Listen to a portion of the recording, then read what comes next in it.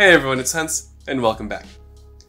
Generally, when people think of smartphones, it's always those high-tier devices and companies that come to mind, like Apple's iPhone 13 Pro, Samsung's Galaxy S21, or Google's Pixel. However, there are a lot of other smartphones on the market, some from these manufacturers or from others like Huawei, which target entry and mid-tier levels. Now, with that in mind, and although I'm admittedly someone who prefers high-end devices, I was recently sent over the Huawei Nova Y60. And I was quite hesitant at first because this is obviously not something that really appeals to me, but I do know that there are a lot of people out there who can't afford one of those high-end phones, especially when they're $1,000 up for entry-level high-end. That's crazy. I mean, for a lot of people, that's like a down payment on a vehicle. So when Huawei approached me, I thought, you know what, let's have a look. Let's see what this entry-level device with mid-tier features is like, and whether or not it is worth your moolah. So let's find out. Normally for my channel, I'll include unboxings of devices, but in this case, this is a review unit, which means it does go around to a lot of press and media. And in this scenario, I couldn't do a fresh unboxing, but all you really need to know is that in the box, you'll find the phone, a SIM eject tool, a 5-volt USB-C charger, a USB-C cable, a protective film, which is actually already applied to the screen, as well as general warranty and user manual information. In terms of the colors of the phone, it comes in black or a green crush. Now, I was lucky enough to be sent the green crush color for this particular review device, and it is absolutely exquisite. Although it gives off this brushed metal finish, it is in fact completely plastic. Now, this is something to note about the Nova Y60, and that is how the entirety of the phone, with the exception of the screen, is plastic. Now, the all-plastic construction might not sound all that great, but to Huawei's credit, it actually feels quite premium. Well, as premium as plastic can get. I mean, this is an incredibly low budget phone. I mean, I'm talking about coming in at under $200 or approximately 3,000 South African Rand. Now, that is very entry level. However, the feel of the device would be mid-tier in my personal opinion. In terms of the overall design for the Huawei Nova Y60, it is standard smartphone fare. And in this sense, the front comes across as a large black slab with a single cutout for a selfie camera on the front, whereas the back has a camera bump, which most modern smartphones feature today. The sides are adorned with a power button, which also acts as a fingerprint sensor, as well as volume rockers on the right of the device, whereas the left only has a SIM card slot, which also is the same slot that you'd use for the SD card reader, whereas there is nothing on the top.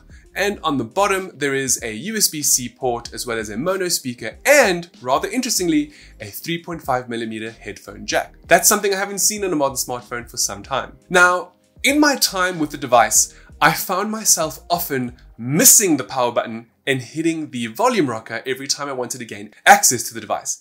In addition to this, the fingerprint sensor was a little hit or miss. Either that or I just needed to get used to how it works on this device. And in that sense, you just simply mustn't press the power button. If you do, you will get a misread on the fingerprint sensor. So basically you just have to put your finger on it without pressing it at all in order for it to work the way that it's meant to. Now, on the surface, this is not really an issue, but chances are good that when you pick up the phone, you are going to possibly press the button in unintentionally, and that will cause a misread, which is rather annoying because then you have to rely on either facial recognition or to put in your passcode normally.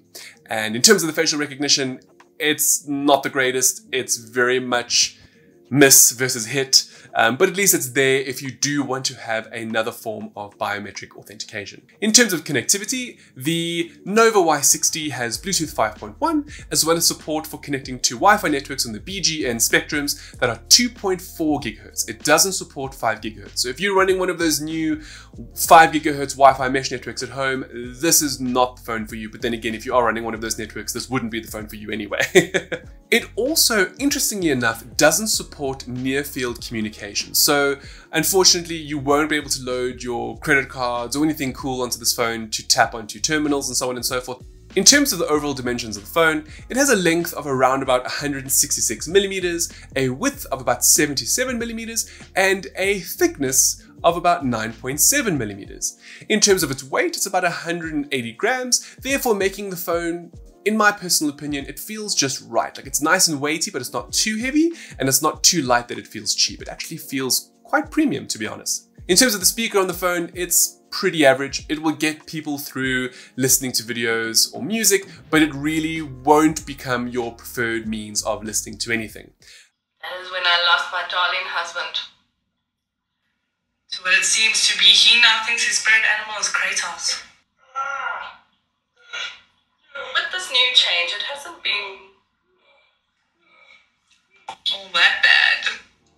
It's decent enough for video calls and calling people on the speaker, but it's not quite loud enough if you're in a busy or loud environment. So that's definitely something to take into consideration.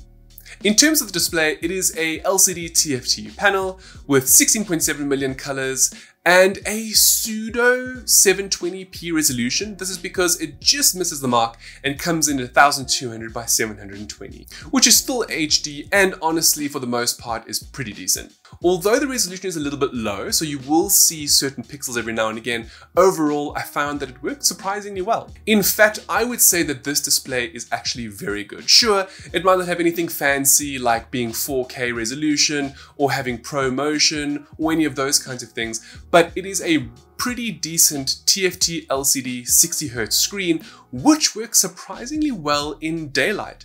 In addition to that, I found the brightness to be more than satisfactory, regardless of the situation that I was using it in, and it just works quite well with a very decent color accuracy. Now, because it's a TFT LCD, the viewing angles leave a little bit to be desired, meaning that from the sides, and whether it's the horizontal or vertical axis, you will lose image if the phone is tilted. Now, this is just something to keep in mind for, specifically when playing video games, especially if you're using the motion controls of the device. You might turn it in such a way that you might lose the image of what you're seeing on the screen. But it's a small caveat for what is otherwise a pretty good screen. Now, in terms of the Huawei Y60 specifications, they're actually quite decent. In terms of memory, it has 4 gigs of RAM and 60 gigs of ROM. However, it is expandable via an SD card slot, which rather uniquely for the Y60 is included in the SIM tray. Now, this is the first time I've seen one of these dual SIM trays which include the SD card as well as the SIM card, and I thought that was quite cool. I mean, I am after all an Apple user, so this is a bit unusual for me, but I thought it was quite a nifty means of doing it. Now, in terms of the Novo Y60's cameras, there are 4 to take into consideration. The first is a front 8 megapixel selfie camera, which is so-so. I'm not really sure what Huawei is doing in the background in terms of signal processing, but I found the images to be very defined, where you can see all the nooks and crannies and very digitized. Here is an example of what the front-facing camera is like in terms of audio and video. As you can see, the picture quality is decent. It's a little bit sharper than I would like, and the coloring is ever so slightly warm and a bit off compared to what I reckon it should be, but overall it is a somewhat decent 1080p image. Most of you who watch this will also notice how there isn't much image stabilization, and I'm currently propping up the phone with the one hand, but if you use 2, it definitely alleviates it. And it's decent enough for a front-facing camera. As you can see, it's not the greatest, but it is serviceable enough for should you need to take videos or photos on the fly. It's also worth mentioning that the front-facing camera records in a maximum of 1080p. Now, the back cameras are where things start getting a little bit cooler, especially at the price point. The Novo Y60 has 3 cameras. There is a main 13 megapixel camera, a widescreen 5 megapixel camera, as well as a 2 megapixel depth camera. Now, these 3 cameras all work with each other within Huawei's camera app. Let's have a look at a few examples. So what you can see here is how I've taken photographs using all 3 cameras from the same distance from the subject material. So the first you'll see has the main camera, and you can tell that it's a very decent image. It's got good color grading, it looks good, it's fairly clear, and it's a decent overall image for this mid-tier phone. Now, when you start shooting in the widescreen, this is where things start to go downhill quite a bit. And this is because a lot of the edges of the lens seem to have a lot of distortion, and the actual clarity of the image towards the center of the image is not very good. So as you can see in some of these images, they are somewhat blurry versus the main 13 megapixel camera. In terms of the depth camera, I thought it was decent enough. Sure, these are not images you're going to want to be able to blow up, given the 2 megapixel size, but they're more than good enough for general day-to-day use. It is also worth mentioning how the maximum resolution is basically 4K for taking these images. Now, in terms of video using this camera module, all video is limited to 1080p 30 frames per second. And in this regard, I felt that the performance was pretty decent. Here are a few clips at 1080p using the lenses.